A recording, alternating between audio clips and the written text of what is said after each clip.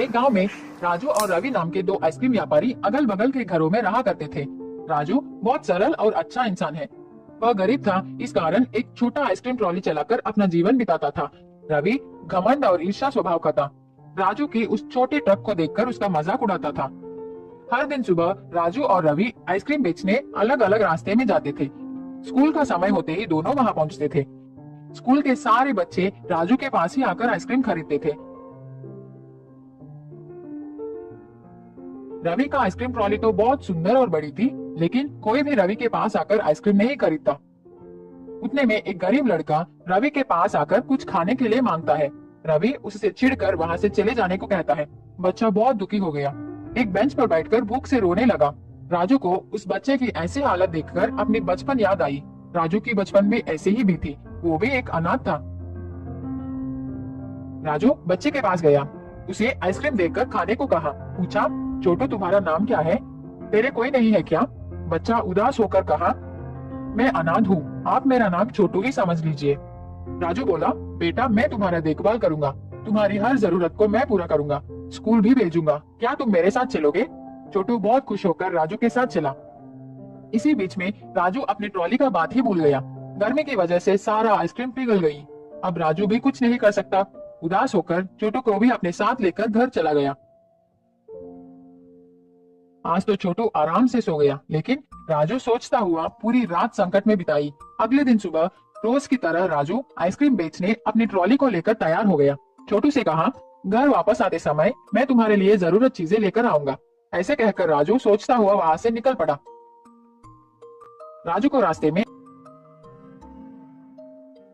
Ice cream बेचता हुआ जा रहा था। इतने में उसको शक लगा कि इतने सारे आइसक्रीम कहाँ से आ रहे हैं, मैं तो इतना नहीं लाया। वह डब्बे को खोल कर देखा तो राजू चौंक गया। उसको समझ आ गया कि ये सब को देखकर जलन होने लगा। राजू को इस दिन अच्छा व्यापार हुआ, बहुत पैसे भी मिले। उन पैसों से राजू छोटू के लिए नए बैग, पुस्तक, कपड़े खरीद कर घर लौटा। छोटू बहुत खुश हो गया।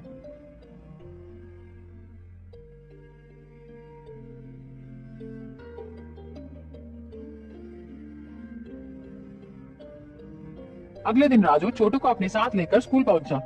उसी स्कूल में छोटू को ज्वाइन कर दी। राजू का व्यापार अब अच्छी तरह चल रही थी। वही बदल गया, बहुत धनवान हो गया। छोटू भी बहुत खुश है। रवि राजू की इस खुशी को सह नहीं पाया। उसको लगा, क्या ये आदमी आइसक्रीम बेच के इतना ज्यादा कैसे कमा रहा है? जरूर इस ट्रॉली में कुछ तो गड़बड़ है। मैं आज रात ही इस बात को पता लगाऊंगा। रात का समय, सब लोग सोने के बाद रवि चुपके से राजू की आइसक्रीम ट्रॉली के पास आकर ट्रॉली के अंदर देखा। उसको तो खाली आइसक्रीम छड़ी दिखाई पड़ी, लेकिन शक के कारण रवि एक हथौड़े से मार मार कर उस ट्रॉली का सर्वनाश कर दिया। रवि को लगा कि कोई जा गया है, वह तुरंत वहां से भाग गया। अगले दिन सुबह उठकर घर से बाहर आकर देखा तो वह चौंक गया। उसकी ट्रॉली तो टूट गई थी। रवि राजू की ट्रॉली को देखा, वह तो ठीक है। रवि अपना सर पकड़कर रोने लगा।